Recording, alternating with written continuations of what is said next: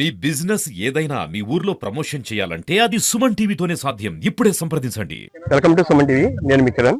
ఈరోజు మనం Vajpayee tournament cricket team matches జరుగుతున్నాయి ఇక్కడ బీజేపీ తరపు నుంచి. సో ఇక్కడ మనకి ఈ రోజు మ్యాచ్ లో ఫస్ట్ సెమీఫైనల్ జరిగింది. గోపాలపురం టీమ్ ఫైనల్ కి వెళ్ళడం కూడా జరిగింది. సో ఈ వీడి గురించి జిల్లా అధ్యక్షులు పికి నాగేంద్ర గారు కానీ అలాగే దత్తు గారు అందరూ ఉన్నారు. మనకి వీళ్ళందరితో ఒకసారి మాట్లాడి అసలు ఈ విశేషాలు తెలుసుకుంది. దత్తు చెప్పండి అండి, ఎలా ఉంది అసలు ఈ కార్యక్రమం అంతా? ఈ రోజు మా జిల్లా అధ్యక్షులు వాజ్పేయి గారి శత జయంతి ఉత్సవాల్లో భాగంగా అటల్ టోర్నీ ఒకటి నిర్వహించడం జరిగింది. ఇది అసెంబ్లీకి ఒక టీం కింద తీసుకుని 7 అసెంబ్లీ నుంచి 7 టీంలు తీసుకోవడం జరిగింది. నిన్న మన రాజమండ్రి పార్లమెంట్ సభ్యురాలు దగ్గుబాటి పురంధేశ్వరి గారు అలాగే మన ఎమ్మెల్సీ సోమవీర్రాజు గారు ఇక్కడికి వచ్చేసి అందరి టీంలని పరిచయం చేసుకోవడం, నిన్న వారందరికీ కూడా డ్రా తీస్తే 2 టీంలు చెప్పడం జరిగిన తర్వాత ఒక రాజమండ్రి రూరల్ వాళ్ళ డ్రాలో సెపరేట్ గా బై అయ్యింది, దానికి వచ్చింది. వారికి అసలు ఈ మ్యాచెస్ పెట్టాలని మీకు ఎందుకు అనిపించింది? అంటే జనరల్ గా వాజ్పేయి గారి పుట్టినరోజు సందర్భంగా భారతీయ జనతా యువ మోర్చా తరఫున ప్రతి సంవత్సరం చేస్తూ ఉంటాం. అయితే ఈసారి పెద్ద ఎత్తున దీన్ని నిర్వహించాలని మా అధ్యక్షుడు నాగేంద్ర గారికి అనిపించడం, ఇలా చేద్దామండి అంటే బాగుంటుంది పెడదామని అందరం అనుకోవడం. ఈ కార్యక్రమం ఈ రోజు ఎంత సక్సెస్ఫుల్ గా జరుగుతుందంటే ఆయనే కారణం. చాలా ఇనిషియేటివ్ తీసుకున్నారు. అది ఒక దగ్గరే కాకుండా ఇది ప్రత్యేకత ఏంటంటే ఆడేవాళ్ళు అందరూ కూడా భారతీయ జనతా పార్టీ క్రియాశీల సభ్యులు మాత్రమే ఆడాలి అనేది పెట్టి ఆ విధంగా క్రియాశీల సభ్యులతోటే నిర్వహించారు. చాలా చక్కగా మా పార్టీ కార్యకర్తల్లో ఎంత టాలెంట్ ఉందనేది ఈవేళ నిన్న చూస్తే నాకు అర్థమైంది. రేపు టీము ఇంకా రసవత్తరంగా సాగుద్ది అనేది నా యొక్క రేపు ఫైనల్. ఇప్పుడు మధ్యాహ్నం నుంచి రాజమండ్రి రూరల్ అనపర్తికి సంబంధించి మ్యాచ్ 2వ సెమీఫైనల్ జరుగుతుంది. వాళ్ళలో విన్ అయిన వాళ్ళకి గోపాలపురం ఇద్దరికి కలిపి రేపు ఫైనల్ జరుగుతుంది. బీజేపీ అంటేనే మహిళలు చాలా ఎక్కువ మంది ఉంటారు, మరి మహిళలకి ఏమి పెట్టట్లేదు? అంటే మహిళలకి ముగ్గురు పోటీ అనేది ఏర్పాటు చేయడం జరిగింది ఈ సంక్రాంతి సందర్భంగా. అది ఎక్కడ ఏంటనేది చాలా చెప్తారు. అందరికీ నమస్కారం. భారతీయ జనతా పార్టీలో ఒక రాజకీయ వర్కే కాకుండా అందరిలో ఉన్న స్కిల్స్ ను కూడా బయట తీయడం అనేది ఈ కార్యక్రమాలు చూస్తుంటే మనకు అర్థమవుతుంది. అయితే మహిళలకు కూడా సంక్రాంతి సందర్భంగా ముగ్గులు పోటీలు నిర్వహించాలని, ప్రతి జిల్లాలో కూడా నిర్వహించాలని పార్టీ నిర్ణయం చేయడం జరిగింది. రాష్ట్ర పార్టీ పిలిపివ్వడం జరిగింది. దానిలో భాగంగా రాజమండ్రిలో 12వ తారీఖున మధ్యాహ్నం 2 గంటల నుండి సాయంత్రం 5 గంటల వరకు ఏదైతే మన హ్యాపీ స్ట్రీట్ ఉందో అక్కడ నిర్వహించడానికి మహిళలంతా కూడా ఇప్పుడే సన్నద్ధ మీటింగ్ ఏర్పాటు చేసుకోవడం జరిగింది.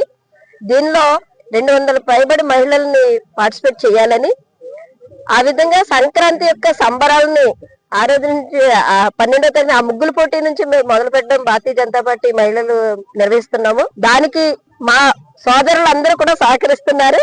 అదే విధంగా 7 అసెంబ్లీలో ఉన్న మహిళల్ని కూడా పిలిచి ఈ కార్యక్రమం చేయాలని మేము అందరం అనుకుంటాం జరుగుతుంది. Thank you.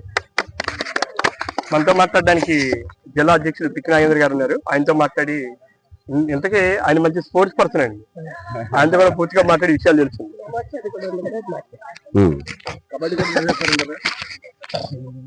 అసలు ఈ ముఖ్య ఉద్దేశం ఏంటి, మీకే వచ్చింది ఐడియా అని చెప్పి దత్తు గారు చెప్తున్నారు.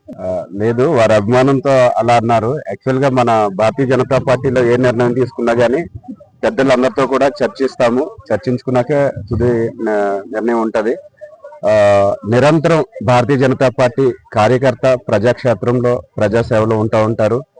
ఆ యొక్క ఏదైతే ప్రజా సమస్యలు ఉన్నాయో అలాగే అధికారుల మధ్యన ఈ సమస్యలు పరిష్కరించడం కోసం వారు నిరంతరం కృషి చేస్తూ ఉంటారు. నేను బాధ్యతలు తీసుకొని 1 ఏడాది పూర్తవుతున్న ఈ సందర్భంలో పార్టీలో కార్యకర్తలు కూడా పార్టీ ఇచ్చే కార్యక్రమాలు కూడా నిరంతరం ఎక్కువగానే ఉంటున్నవి.